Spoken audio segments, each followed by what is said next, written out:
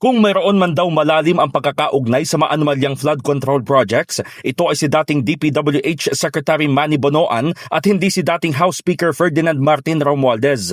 Ayon sa tagapagsalita ni Romualdez na si Attorney Ade Fajardo, si Bonoan ang most polluted, napaka-biased at hindi maituturing na least guilty source kaya nakakagulat na tatanggapin siya ng Office of the Ombudsman bilang state witness. Sa katunayan, dapat pa anya'y isauli ni Bonoan sa National Treasury ang 1 bilyong pisong kickbacks mula sa flood control projects na natanggap di umano nito mula kay dating Undersecretary Roberto Bernardo na naging state witness. Binigyang diin din ni Fajardo na walang papel si Romualdez sa pagpopondo, pagpili at implementasyon ng flood control projects dahil nasa control ito ng executive branch. Nababahala naman ang kampo ni dating speaker na nais ng ombudsman na gamitin ang testimonya ng dating kalihim para idiin si Romualdez sa irregularidad sa flood control. Dati-rati kasi, hindi naman umano nababanggit ni Bonoan si Romualdez kahit sa pahayag niya sa Independent Commission for Infrastructure o ICI na nag-imbestiga sa flood control scam.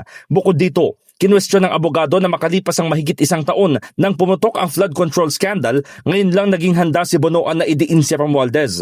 Paliwanag ni Fajardo, ginawa ito ng dating kalihim para lang mapawalang sala, mabigyan ng immunity at hindi makukulong kapalit ng pagsasambit ng magic words na Martin Romualdez. Samantala, iginit naman ang tagapagsalita na mahihirapan dito ang ombudsman lalo't ang plano ay iugnay si Romualdez sa flood control scandal upang mabigyan ng kredibilidad ang paratang na malaking isda o personalidad ang sangkot dahil kamag-anak niya ang nakaupong Pangulo ng Pilipinas. Even former DPWH Secretary Manuel Bonoan, despite all opportunities in the past and who had first-hand knowledge of the department's operations, never implicated Representative Romualdez.